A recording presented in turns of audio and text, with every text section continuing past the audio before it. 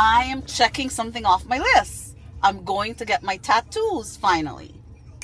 And it is going to be a cross on my hand because I'm a very faithful person. I have issues with organized religion, but I'm very faithful. And I'm going to have 3 butterflies on the side of my rib cage. One is for my older son, Brandon. The other one is for my younger son, Mark. And the third one is for my mother because she is literally the wind beneath my wings. But she doesn't know that yet.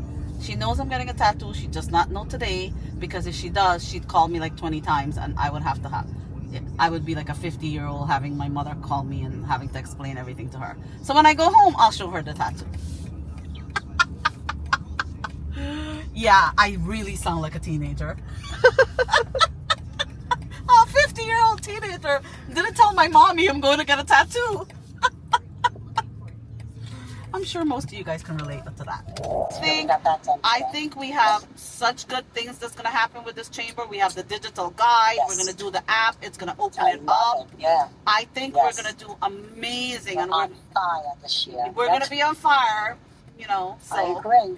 It's going to be a great year. Yeah. Yes. And with you leading us, awesome. What do you think, Paula? You want to do it on your hand here? Or you want to do it a little more on your wrist? I like both. Well, I like it here. I think a cross would look good here. Obviously you could put it anywhere, but I think right around this area would be nice. Okay, that's. I like the hand. Yes.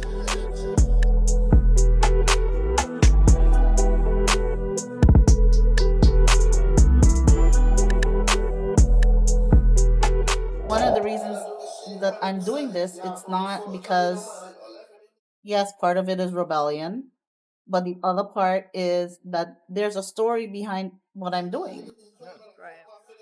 And, you know, that's what I'm doing on the podcast is financial education and empowerment through storytelling. Yeah. So that's how I feel about, you know, ink in today's society. So it does not matter who you are. Like, I came here, I lived in the Bronx. My dad came with $100 in his pocket. And I've been mugged. I've been pickpocketed. I went to New York City high schools. You name it, it happened. Yeah. And now, not because I literally worked for a lot of money in wages, I just built my wealth. And It's not because I'm making $500,000 a year. It's because I'm smart about how I let my money make money. Mm-hmm. So, like, you have ways that your money is working for you rather than... Yeah, it's building wealth with things that maybe wealthier people did not understood, but we as normal people didn't. Got you. Yeah, because I'm super interested in all that. You know, I want to build my own wealth. You know, I want to build my own type of wealth, and you know, sometimes I feel like I don't even know where to start. You know, I receive a payment from a tattoo, just say, and you know, it'll just sit in my bank account, or I'll have it in cash. It's not working for me. It's depreciating. Yep. So the thing is, if your money is sitting in a bank account or under a mattress, you're losing. Mm-hmm.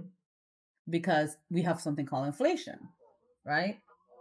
So I'm gonna give you an example. It's a bad one, but it's an example. So how much did egg cost you a year ago?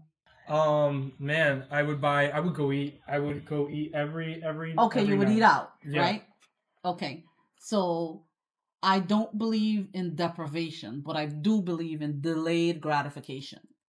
So instead of eating out every day, I would take 2 of those eat outs and put it in my vacation fund. And my vacation fund would at least be invested in the stock market at the rate of inflation or above. So like the S&P 500, which is like less risky.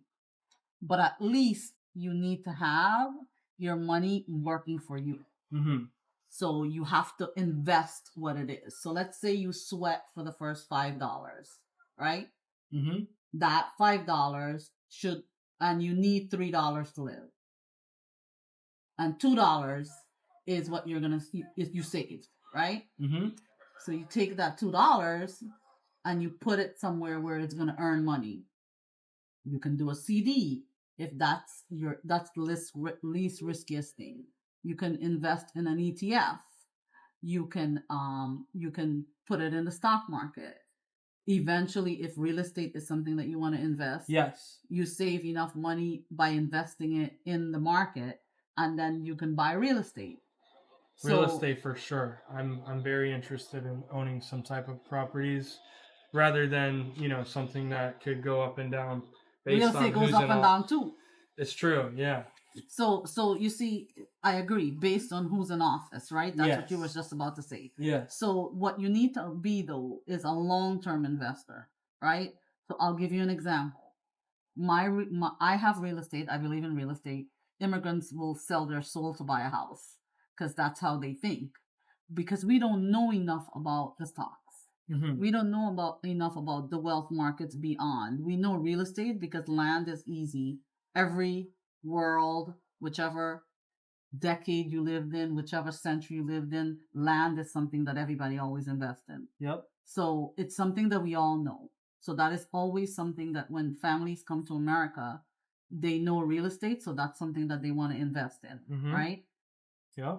But real estate takes a big chunk of money. So you have to save up to get to that point, right? So how do you save your money to get to real estate? So let's say you need 10% to put down for a property. And your property is $200,000, and I'm making this up. So then you need at least $200,000, right? And you need at least $20,000 to put down for property and real estate. How are you going to save that money? Under your mattress? So you shouldn't, because then it might take you 5 years to save that money. And then what happens? By the time you've saved that money, the property that you want to buy is $250,000. So you need to have that money somewhere that it's growing while you're waiting to put it in a bigger investment like real estate. Got it. So the money should never be in your checking account. You should always be invested somewhere. You should always be saving for retirement. So I suggest that you open a Roth IRA, and the Roth IRA is invested. Heard about the Roth IRA. And I don't care if you put $10 a month in it. I'll give you an example. My kid's birthday money, I started saving it in a 529 plan, which is a college fund, right? And when my older son went to college, it was $34,000. Wow. And I took that $34,000 and I bought a condo. Wow. By UCF. Wow. And man, if you don't mind me asking, how much initially did you put in? Like, how much money of your own cash did you put into the fund, and how much did it grow? So the birthday money. So the fund, over the years that he was going, so I think maybe the amount we put in is year to year, right? Yeah. Towards the end, I put in like an extra $50 here or there. Yeah. But and at that time, it was age-based invested because it was a college fund. Yeah. Now you have more leverage on how you can invest it. So I would say 60% of the money was mine, 40% was earned. Wow. But my point is, even if it was just my money, that money was saved up. It bought a condo at UCF for $155,000. Yes. I spent $30,000 fixing it up. My son lived in it, and he had a roommate. It was 2-bedroom, 2 condo. So the roommate paid his rent. My share of expenses was like $300 a month. Whereas if he had to go rent somewhere, it would be $1,000 a month. So now I only have to pay $300 a month for the expenses, and $200 of that $300 went to the mortgage. So it went to the principal. So it's like a savings account. It goes down. Now the condo is worth $285. 4 years later, it's worth $285, which is $100,000 more than I spent on it. And there you go. Plus, I've been paying down the principal. So instead of owing $130,000, I owe $120,000. So that's how real estate works. So you see how I turned birthday money, which is a couple of dollars, to $34,000, to my equity in the condo now is over $150,000. That's incredible. And I'm a normal person that started making $20,000 a year when I graduate college. When I moved to Florida, I was making $40,000 a year. I was able to buy my house, save money for my kids, travel. So I do not believe in a deprivation lifestyle, but I do believe in goals and which goal is more important, which is your priority. Is it your priority to eat out every day, or do you want to travel while you're young?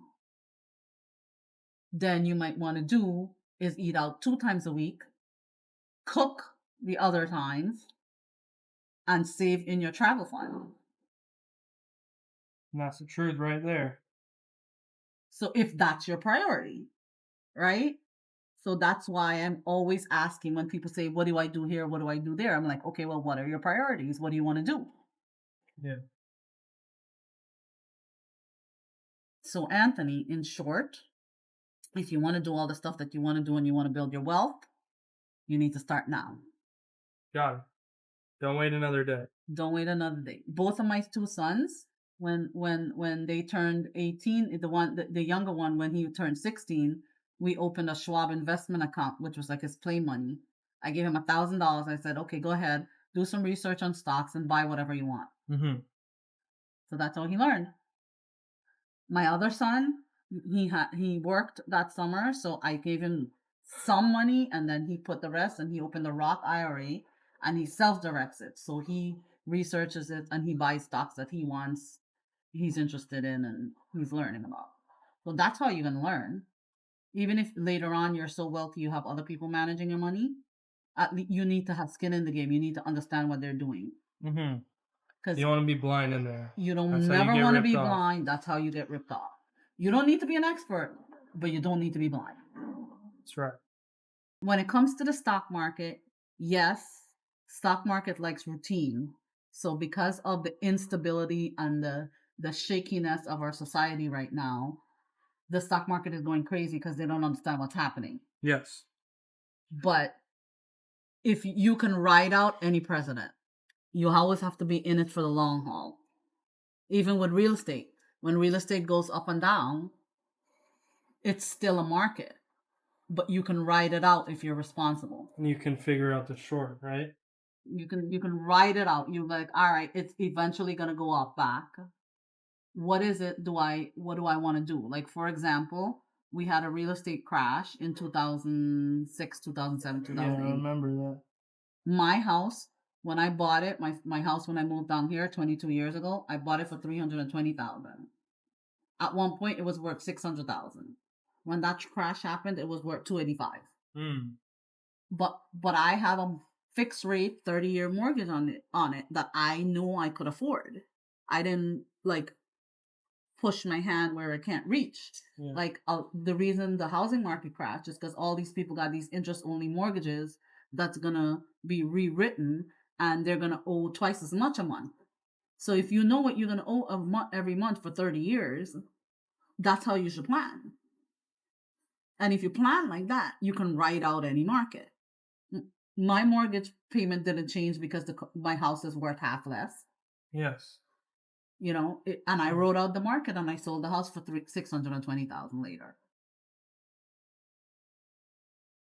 So if you're smart about what you do and you're educated about what your stuff is, you can recession-proof yourself.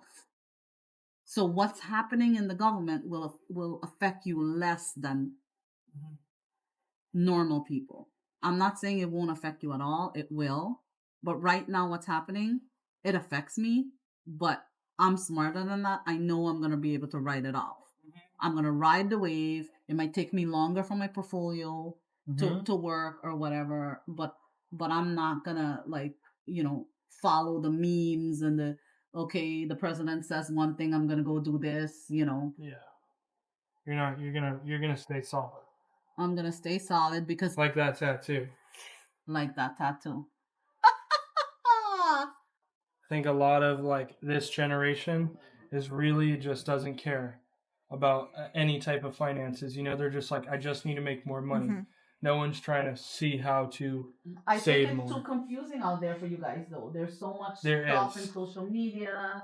There's so much people trying to tell you what to do in 3 hacks, and it's only done that way. Everyone wants the easy way. You know, Mhm. it's not. It's the easy way is really just to save money, right? Like that's the easy explanation of Yeah. it. Save your money. However you want to go about that, that's up to you. But save it. And if you're gonna save it, the way to build your wealth is the smart way. Mhm. There's the easy way to save money. Yes. The smart way is to build wealth through strategies. Yes. And there's some easy ones.